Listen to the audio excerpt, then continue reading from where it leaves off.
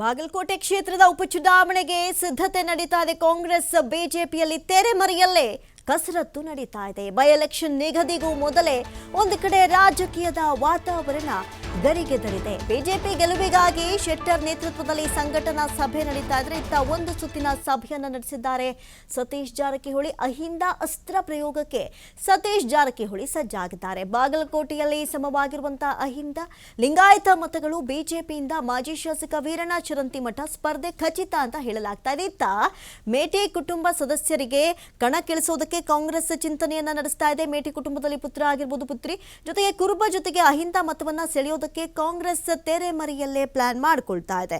ಮತ್ತೊಂದು ಕಡೆ HY ಮೇಟಿ ಅವರ ಕುಟುಂಬಕ್ಕೆ ಟಿಕೆಟ್ ನೀಡಬೇಕು ಎನ್ನುವಂತಹ ಕೂಗು ಕೂಡ ಕಾಂಗ್ರೆಸ್ನಲ್ಲಿ ಜೋರಾಗಿರುವಂಥದ್ದು. ಮೇಟಿ ಅವರ ಕುಟುಂಬದಲ್ಲಿ ಪುತ್ರಿ ಜಿಲ್ಲಾ ಪಂಚಾಯಿತಿ ಮಾಜಿ ಅಧ್ಯಕ್ಷೆ ಬಾಯಕ್ಕ ಮೇಟಿ, ಪುತ್ರರಾದ ಮಲ್ಲಿಕಾರ್ಜುನ್ ಮೇಟಿ ಹಾಗೂ ಉಮೇಶ್ ಮೇಟಿ ಹೆಸರುಗಳು ಇಲ್ಲಿ ಚಾಲ್ತಿಯಲ್ಲಿದೆ. ಇನ್ನು ಮೇಟಿ ಅವರ ನಿಧನಕ್ಕೂ ಮುನ್ನ ಬಾಯಕ್ಕ ಮೇಟಿಯನ್ನು ಹೊರತುಪಡಿಸಿದ್ರೆ ಪುತ್ರರಿಬ್ಬರಿಗೂ ಪಕ್ಷದ ಚಟುವಟಿಕೆಗಳಲ್ಲಿ ಕಾಣಿಸಿಕೊಂಡಿದ್ದು ಕಡಿಮೆ. ಹೀಗಾಗಿ ನಿಧನದ ಬಳಿಕ ಎಲ್ಲಾ ಕಾರ್ಯಕ್ರಮಗಳಲ್ಲೂ ಪುತ್ರರಿಬ್ಬರೂ ಕೂಡ ಹಾಜರಾಗುವ ಮೂಲಕ ಒಂದು ಕಡೆ ಉಮೇದುವಾರಿಕೆಯನ್ನ ಸಲ್ಲಿಸಿದ್ದಾರೆ.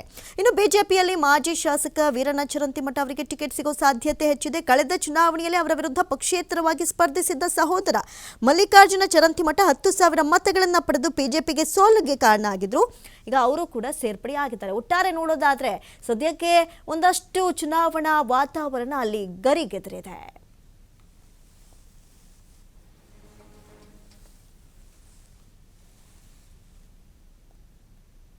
ಇನ್ನು ಈಗ ಚರ್ಚೆ ಮಾಡ್ತಾ ಇದೀವಿ. ಇನ್ನು ಸುಮಾರು ಸಾರಿ ಸರ್ವೆಗಳು ಮಾಡ್ಬೇಕಾಗ್ತದೆ. ನಮ್ ಲೆವೆಲ್ ಅಲ್ಲಿ ಜಿಲ್ಲಾ ಸಚಿವರು, ಅಧ್ಯಕ್ಷರು ಬೆಂಗಳೂರಿಂದ ಕೂಡ ಬರ್ತಾರೆ ಅಭಿಪ್ರಾಯ ಸಂಗ್ರಹ ಮಾಡ್ಲಿಕ್ಕೆ.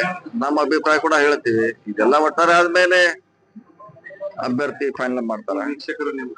ಅವರು ಬರ್ತಾರೆ, ಬೆಂಗಳೂರಿಂದ ಬರ್ತಾರೆ, ಬೇರೆ ಬೇರೆ ಸರ್ವೆ ಮಾಡಿಸ್ತಾರೆ. ಇದೆಲ್ಲ ಆದ್ಮೇಲೆ ಅಭ್ಯರ್ಥಿ ಯಾರಂತ ಆಯ್ಕೆ ಮಾಡ್ತಾರೆ. ಸರ್, ತಮ್ಮ ಗಮನಕ್ಕೆ ಈಗ ನಮಗೆ ಯಾರು ವಿನಂತಿಯನ್ನು ಮಾಡ್ಕೊಂಡಿದ್ದು ಎಷ್ಟು ಜನ ಆಕಾಂಕ್ಷಿಗಳಾಗ್ತದೆ? ಇಲ್ಲ, ಇನ್ನು ಯಾವ್ದಿಲ್ಲ. ನಾವು ಮಧ್ಯೆ ಆ ವಿಷಯಕ್ಕಲ್ರಲ್ಲ ಇದ ಅಚಾನಕ್ ಆಗಿದ್ದು. ಈ ನೆಕ್ಸ್ಟ್ ಟೈಮ್ ಪರ್ಟಿಕ್ಯುಲರ್ ಕರಿತೀವಿ, ಜಿಲ್ಲಾ ಸಚಿವರು ಎಲ್ಲ ಮುಖಂಡ ಕರೆದು ಒಂದ್ಸರಿ ಸಭೆ ಮಾಡ್ತೀವಿ. ಅವಾಗ ಬೇಕಾದ್ರೆ ಯಾರು ಅರ್ಜಿ ಕೊಡೋದಿದ್ರೆ ಕೇಳ್ತೀವಿ, ಯಾರು ಕೊಡೋದು ಇಲ್ಲ. ಇವತ್ತು ಯಾವ್ದು ಯಾವ್ದು ಬಂದಿಲ್ಲ. ಅವ್ರ ಕುಟುಂಬ ಬಿಟ್ರೆ ಬೇರೆ ಯಾರು ಹೇಳಿಲ್ಲ. ಕುಟುಂಬದಲ್ಲಿ ಸಹೋದರರ ಅದೇ ಇದೆ. ಇಬ್ಬರು ಕೂಡ ಆಕಾಂಕ್ಷಿಗಳಿದ್ದಾರೆ. ಅದು ಅಂತಿಮವಾಗಿ ಬೆಂಗಳೂರಲ್ಲಿ ಫೈನಲ್ ಮಾಡ್ತಾರೆ. ಪ್ರಕ್ರಿಯೆ ಯಾವಾಗಿಂದ ಆರಂಭ ಆಗ್ಬೋದು? ಆರಂಭ ಆಗ್ತದೆ, ಇನ್ನೊಂದು ತಿಂಗಳು ಬಿಟ್ಟು ಆಗ್ತದೆ. ಇನ್ನೊಂದು ತಿಂಗಳು ಬಿಟ್ಟು ಪ್ರಾರಂಭ. ಸಿಎಂ ಅವರೇ ಫೈನಲ್ ಮಾಡೋದು? CM DCM ಅವರೇ ಮಾಡ್ತಾರೆ. ಅಂತಿಮವಾಗಿ ಅವರೇ. ಈಗ ಪ್ರಾರಂಭ ಇದೆ, ಇನ್ನೂ ಈಗ ಚರ್ಚೆ ಮಾಡ್ತಾ ಇದೀವಿ. ಬಾಗಲಕೋಟೆಯಲ್ಲಿ ಈ ಪತ್ರಿಕಾಗೋಷ್ಠಿಯ ಮೂಲ ಉದ್ದೇಶ, ನಾವು ಇಡೀ ರಾಜ್ಯದಲ್ಲಿ ನಮ್ಮ ಭಾರತೀಯ ಜನತಾ ಪಾರ್ಟಿ ನಾಯಕರು ಬೇರೆ ಬೇರೆ ಜಿಲ್ಲೆಗಳಿಗೆ ಹೋಗಿ ಈ ರೀತಿ ಒಂದು ಪತ್ರಿಕಾಗೋಷ್ಠಿ ಮಾಡುವಂಥದ್ದು ಮತ್ತು ಇವತ್ತಿನ ಜ್ವಲಂತ ವಿಚಾರಗಳಿದ್ದಾವೆ ಅದರ ಬಗ್ಗೆ. ಮತ್ತು ಕೇಂದ್ರ ಸರ್ಕಾರದ ನರೇಂದ್ರ ಮೋದಿ ಅವರ ನಾಯಕತ್ವದಲ್ಲಿ ಅಲ್ಲಿ ಯಾರು ಇದು ಮಾಡಬೇಡಪ್ಪ,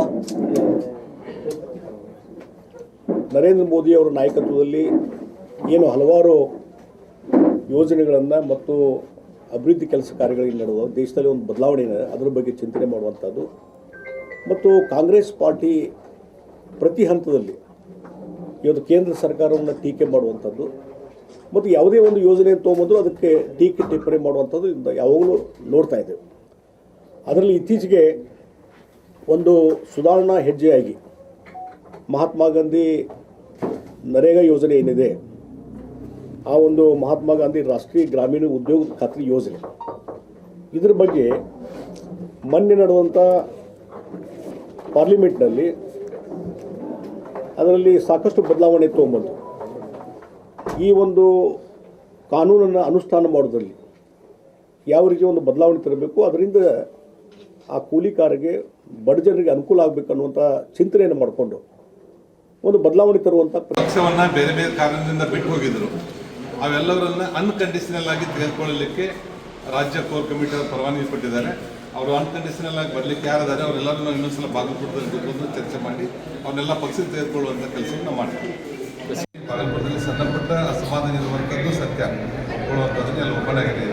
ಅದನ್ನೆಲ್ಲ ಮಾಡಿ ಎಲ್ಲ ಕರೆದು 80% ಸಮಸ್ಯೆಗಳನ್ನ ಪರಿಹಾರವಾಗಿತ್ತು. ಇವತ್ತು ಮತ್ತೆ ಪ್ರಮುಖರನ್ನು ಬಾಗಲಕೋಟೆ ಜಿಲ್ಲೆಯವರು ಗದ್ದೆಗಳ ನೇತೃತ್ವದಲ್ಲಿ ನಮ್ಮ ಗೋವಿಂದ ಕಾರಜೋಳ ಸಾಹೇಬರು, ನಂತರ ಚರಂತಿ ಮಠ ಅವರು, ಡಿ ಎಚ್ ಪೂಜಾರ್ ಅವರು, ರಾಮರಾಜ ಮತ್ತು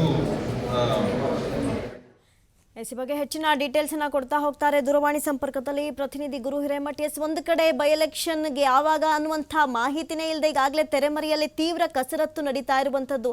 ಸದ್ಯಕ್ಕೆ ಹೇಗಿದೆ ಅಲ್ಲಿನ ಪರಿಸ್ಥಿತಿ ಅಂತ? ಅಮೃತ, ಏನು HY ಮೇಟಿ ಅವರ ನಿಧನದ ನಂತರ ಏನು ಬಾಗಲಕೋಟೆ ಏನು ಬೈ ಎಲೆಕ್ಷನ್ ಕಾವು ಇನ್ನೂ ಮುಂಚಿತವಾಗಿ ಸಾಕಷ್ಟು ಕಾಂಗ್ರೆಸ್ ವರ್ಸಸ್ ಬಿಜೆಪಿ ಏನು ತಮ್ಮ ತೆರೆಮರೆಯಲ್ಲಿ ಕಸರತ್ತು ಕೂಡ ಜೋರಾಗಿರುವಂತದ್ದು. ಅಂದ್ರೆ ಪ್ರಮುಖವಾಗಿ ಸಾಕಷ್ಟು ಈಗಾಗಲೇ ಬಿಜೆಪಿ ಆಗಿರ್ಬೋದು, ಕಾಂಗ್ರೆಸ್ದ ನಾಯಕರು ಕೂಡ ಭೇಟಿಯಾಗಿ ಅಲ್ಲಿಯ ಕಾರ್ಯಕರ್ತರ ಒಂದು ಸಭೆಯನ್ನ ಮಾಡ್ಲಿಕ್ಕೆ ಕೂಡ ಮುಂದಾಗಿರುವಂತದ್ದು. ಕಳೆದ 4 ದಿನಗಳ ಹಿಂದೆ ಮುರುಗೇಶ್ ನಿರಾಣಿ ಅವರು ಏನು ಬಿಜೆಪಿಯಲ್ಲಿ ಒಳಬೇದುಗೆ ಇದೆ ಅವ ಎಲ್ಲವನ್ನ ಸರಿ ಮಾಡಿ ಬಿಜೆಪಿಯಿಂದ ಯಾರು ಹೋಗಿದ್ದಾರೆ ಅವರನ್ನ ಮತ್ತೆ ವಾಪಸ್ ಕರೆತರುವ ಒಂದು ಚರ್ಚೆಯನ್ನ ಕೂಡ ಮಾಡಿರುವಂತದ್ದು. ಒಟ್ಟಾರೆಯಾಗಿ ಬಾಗಲಕೋಟೆ ಜಿಲ್ಲೆಯಲ್ಲಿ ಬಿಜೆಪಿಯ ಒಳಬೇದುಗೆಯನ್ನ ನಿರ್ಮೂಲನೆ ಮಾಡಿ ಅಲ್ಲಿಯ ಬಿಜೆಪಿ ನಾಯಕರು ಮತ್ತು ಇಲ್ಲಿಯ ಕಾರ್ಯಕರ್ತರ ಜೊತೆ ಒಂದು ಸಭೆಯನ್ನ ಕರೆದಿದ್ರು. ನಿನ್ನೆ ತಾನೇ ಮಾಜಿ ಏನು ಸಿಎಂ ಆಗಿರ್ತಕ್ಕಂತ ಜಗದೀಶ್ ಶೆಟ್ಟರ್ ಅವರು ಕೂಡ ಭೇಟಿಯಾಗಿ ಅಲ್ಲಿಯ ಸಭೆಯನ್ನ ಕರೆದು ಸಭೆಯಲ್ಲಿ ಸಾಕಷ್ಟು ಕಾರ್ಯಕರ್ತರ ಜೊತೆ ಚರ್ಚೆಗಳು ಕೂಡ ಆಗಿರುವಂತದ್ದು. ಇಂದು ಕಾಂಗ್ರೆಸ್ನಲ್ಲಿ ಈ ಹಿಂದೆ ಕಳೆದ 1 ತಿಂಗಳಿನ ಹಿಂದೆ ಅಹಿಂದ ನಾಯಕರ ಒಂದು ಭೇಟಿಯನ್ನ ಮಾಡ್ಲಿಕ್ಕೆ ಏನು ಇಲ್ಲಿರ್ತಕ್ಕಂತ ಸತೀಶ್ ಜಾರಕಿಹೊಳಿ ಅವರು ಕೂಡ ಭೇಟಿಯನ್ನ ಕೊಟ್ಟಿದ್ರು. ಅಹಿಂದ ನಾಯಕರನ್ನ ಒಗ್ಗೂಡಿಸಿಕೊಂಡು ತೆರೆಮರೆ ಕಸರತ್ತು ಕೂಡ ಕಾಂಗ್ರೆಸ್ ನಲ್ಲಿ ಬಲು ಜೋರಾಗಿರುವಂತದ್ದು. ಅಂದ್ರೆ ಅಹಿಂದ ನಾಯಕರ ಪಟ್ಟಿಯಲ್ಲಿರ್ತಕ್ಕಂತ ಏನು ಸಿಗ್ಗಾಂವ್ ಅಹಿಂದ ಅಸ್ತ್ರವನ್ನ ಪ್ರಯೋಗ ಮಾಡಿ ಬೊಮ್ಮಾಯಿ ಪುತ್ರವನ್ನ ಏನ್ ಸೋಲಿಸಿದ್ರು, ಅದೇ ರೀತಿಯಾಗಿ ಇಲ್ಲಿ ಬಿಜೆಪಿಯ ಒಂದು ನಾಯಕರನ್ನ ಈ ಎಲ್ಲೆಲ್ಲಿ ಬಿಜೆಪಿಯಲ್ಲಿ ಒಳಬೇದಿಗಿದೆ ಅನ್ನೋದನ್ನ ನೋಡ್ಲಿಕ್ಕೆ ಸತೀಶ್ ಜಾರಕಿಹೊಳಿ ಕಾಂಗ್ರೆಸ್ ಕಸರತ್ತನ್ನು ಕೂಡ ಜೋರಾಗಿ ಮಾಡ್ತಿರುವಂತದ್ದು. ಈಗ ಅಹಿಂದ ನಾಯಕರಲ್ಲಿ ಒಂದು ಪಟ್ಟಿ ಕೂಡ ರಿಲೀಸ್ ಆಗಿರುವಂತದ್ದು. ಅಲ್ಲಿ ಕೂಡ ಸಾಕಷ್ಟು ಪುತ್ರರಲ್ಲಿ ನಾನು ತೆರೆಮೆರೆಯಲ್ಲಿ ಚುನಾವಣೆ ಮಾಡ್ತೀನಿ, ಅವರವರ ಪುತ್ರರಲ್ಲಿ ಕೂಡ ಒಂದಿಷ್ಟು ಒಳಬೇದಿಗೆ ಇರುವಂತದ್ದು. ಹೀಗಾಗಿ ಅಲ್ಲಿ ಯಾರಿಗೆ ಟಿಕೆಟ್ ಅನ್ನ ಕೊಡ್ತಾರೆ ಅನ್ನೋದನ್ನ ಸತೀಶ್ ಜಾರಕಿಹೊಳಿ ಅವರು ಒಂದು ಚರ್ಚೆಯನ್ನ ಮಾಡಿ ಅಲ್ಲಿ ಕಾಂಗ್ರೆಸ್ ಕಾರ್ಯಕರ್ತರ ಏನೇನು ಸಲಹೆಗಳದಾವ ಆ ಎಲ್ಲ ಸಲಹೆಗಳನ್ನ ಕೂಡ ತೆಗೆದುಕೊಂಡಿರ್ತಕ್ಕಂತ ಸತೀಶ್ ಜಾರಕಿಹೊಳಿ ಅವರು ಕೂಡ ಒಂದು ಕಸರತ್ತನ್ನ ಕೂಡ ನಡೀತಿರುವಂತದ್ದು. ಅಂದ್ರೆ ದಾವಣಗೆರೆ ಆಗಿರ್ಬೋದು, ಬಾಗಲಕೋಟೆ ಬೈ ಎಲೆಕ್ಷನ್ಗೆ ಒಂದು ಮುನ್ಸೂಚನೆಯ ಒಂದು ಅಹಿಂದ ನಾಯಕರಂತೆನೆ ಸತೀಶ್ ಜಾರಕಿಹೊಳಿ ಅವರನ್ನ ಈಗ ಕಾಂಗ್ರೆಸ್ ಇಂದ ಅವರ ಮುಂದಾಟದಲ್ಲಿ ಬಾಗಲಕೋಟೆಯ ಅಹಿಂದ ನಾಯಕರಂದ್ರೆ ಅಹಿಂದದಲ್ಲಿ ಸಾಕಷ್ಟು ಇಲ್ಲಿ ಮತಗಳು ಜಾಸ್ತಿ ಇರೋದ್ರಿಂದಾಗಿ ಅಹಿಂದ ನಾಯಕರನ್ನೇ ಒಂದಿಷ್ಟು ಕಾರ್ಯಕರ್ತರನ್ನ ಒಗ್ಗೂಡಿಸಿಕೊಂಡು ಎಲ್ಲೆಲ್ಲಿ ಏನೇನು ನಡೀತಿದೆ ಅನ್ನೋದನ್ನ ಇಲ್ಲಿ ಸತೀಶ್ ಜಾರಕಿಹೊಳಿ ಒಂದು ಮುಂದಾಳತ್ವದಲ್ಲಿ ಬೈ ಎಲೆಕ್ಷನ್ ಚುನಾವಣೆಯ ಒಂದು ಕಾವು ಈ ಕಡೆ ಕೂಡ ಏರಿರುವಂತದ್ದು. ಅಲ್ಲಿ ಬಿಜೆಪಿಯಲ್ಲಿ ಜಗದೀಶ್ ಶೆಟ್ಟರ್ ಆಗಿರ್ಬೋದು, ಮುರುಗೇಶ್ ನಿರಾಣಿ ಅವರು ಕೂಡ ತೆರೆಮರೆಯ ಹಿಂದೆನೆ ಕಸರತ್ ಕೂಡ ನಡೀತಾ ಇರುವಂತದ್ದು. ಈ ಹಿನ್ನೆಲೆಯಲ್ಲಿ ಬಾಗಲಕೋಟೆಯಲ್ಲಿ ಸಾಕಷ್ಟು ಒಂದು ಮತ ಅಂತರಗಳನ್ನ ನೋಡೋದಾದ್ರೆ ಅಲ್ಲಿ ಬಿಜೆಪಿಯಿಂದ ಚರಂತಿ ಮಠ ಅವರು ಕೇವಲ 6,000 ಮತಗಳ ಹಿನ್ನೆಲೆಯಿಂದ ಸೋಲಾಗಿರುವಂತದ್ದು. ಹೀಗಾಗಿ ಅಲ್ಲಿ ಕೂಡ ಬಹಳಷ್ಟು ಚುನಾವಣೆಯಲ್ಲಿ ಯಾವ ರೀತಿಯಾಗಿ ನಾವು ಮುಂದಾಳತ್ವವನ್ನು ವಹಿಸಬೇಕು ಮತ್ತು HY ಮೇಟಿ ಅವರ ನಿಧನ ನಂತರ ಏನು ಅವರ ಪುತ್ರರಿಗೆ ಏನಾದ್ರೂ ಟಿಕೆಟ್ ಅನ್ನ ನೀಡಿದ್ದೆ ಆದ್ರೆ ಅಲ್ಲಿಯ ಅವರ ಒಂದು HY ಮೇಟಿ ಅವರ ಒಂದು ನಿಧನ ನಂತರ ಮಕ್ಕಳಿಗೆ ಹೊಳ್ಳಿ ಅಲ್ಲಿ ಮತದಾರರ ಒಂದು ಓಲೈಕೆ ಕೂಡ ಇರುವಂತದ್ದು. ಹೀಗಾಗಿ ಎಲ್ಲೋ ಒಂದ್ ಕಡೆ ಚುನಾವಣೆಯಲ್ಲಿ ಅಷ್ಟರನ್ನ ಒಗ್ಗೂಡಿಸಿಕೊಂಡು ಕಾಂಗ್ರೆಸ್ನಲ್ಲಿ ಬಿಜೆಪಿಯ ಮೇಟಿ ಅವರ ಪುತ್ರರಿಗೆ ಯಾರಿಗೆ ಕೊಡ್ತಾರೆ ಟಿಕೆಟ್ ಅನ್ನೋದನ್ನ ಕಾದ್ ನೋಡ್ಬೇಕಾಗಿದೆ. ಇತ್ತ ಬಿಜೆಪಿಯಲ್ಲಿ ಚರಂತಿ ಮಠ ಅವರಿಗೆ ಬಹುತೇಕವಾಗಿ ಟಿಕೆಟ್ ಫಿಕ್ಸ್ ಆಗಿರುವಂತದ್ದು. ಅದರಲ್ಲೂ ಕೂಡ ಸಾಕಷ್ಟು ಒಂದು ಭಿನ್ನಾಭಿಪ್ರಾಯಗಳಿದ್ದು ನಿನ್ನೆ ಜಗದೀಶ್ ಶೆಟ್ಟರ್ ಅವರು ಕೂಡ ಒಂದು ಸಭೆಯಲ್ಲಿ ಸಾಕಷ್ಟು ರೀತಿ ತೆರೆಮರೆ ಕಸರತ್ತು ಮಾಡಿದ್ರು ಕೂಡ ಅಲ್ಲಿ PH ಪೂಜಾರ್ ಅವರು ಕೂಡ ಇರುವಂತದ್ದು. ಅಂದ್ರೆ ಅವ್ರಿಗೆ ಒಂದ್ ಸ್ವಲ್ಪ ಭಿನ್ನಾಭಿಪ್ರಾಯ ಇರೋದ್ರಿಂದಾಗಿ ಯಾವ ಹಂತಿನಲ್ಲಿ ಮುಂದಿನ ಸಭೆ ಅಗತ್ಯ, ಸಭೆಯಲ್ಲಿ ಎಲ್ಲರೂ ಒಗ್ಗೂಡದಿಂದ ಬಿಜೆಪಿ ಏನಾದ್ರು ಅಲ್ಲಿ ಬಿಜೆಪಿ ಏನಾದ್ರು ಚರಂತಿ ಮಠ ಅವ್ರಿಗೆ ಟಿಕೆಟ್ ನೀಡಿದ್ರೆ ಒಂದಿಷ್ಟು ಜನರು ಯಾವ ರೀತಿಯಾಗಿ ಸ್ಪಂದನೆ ಮಾಡ್ತಾರೆ, ಅಲ್ಲಿ ರಾಜಕೀಯ ನಾಯಕರು ಒಗ್ಗೂಡಿಸಿಕೊಂಡು ಏನಾದ್ರು ಮಾಡಿದ್ರೆ ಬಿಜೆಪಿ ಅತ್ತ ಹೋಗತ್ತಾ ಅಥವಾ ಕಾಂಗ್ರೆಸ್ಸಿನ ಅತ್ತ ಈ ಬಾರಿ ಬೈ ಎಲೆಕ್ಷನ್ ಚುನಾವಣೆಯಲ್ಲಿ ಗೆಲುವು ಸಾಧಿಸುತ್ತಾ ಅನ್ನೋದನ್ನ ಕಾದ್ ನೋಡ್ಬೇಕಾಗಿದೆ. ಅಮೃತ. ಥ್ಯಾಂಕ್ ಯು ಗುರು ಹಿರೇಮಠ ತಮ್ಮೆಲ್ಲ ಮಾಹಿತಿಗಾಗಿ.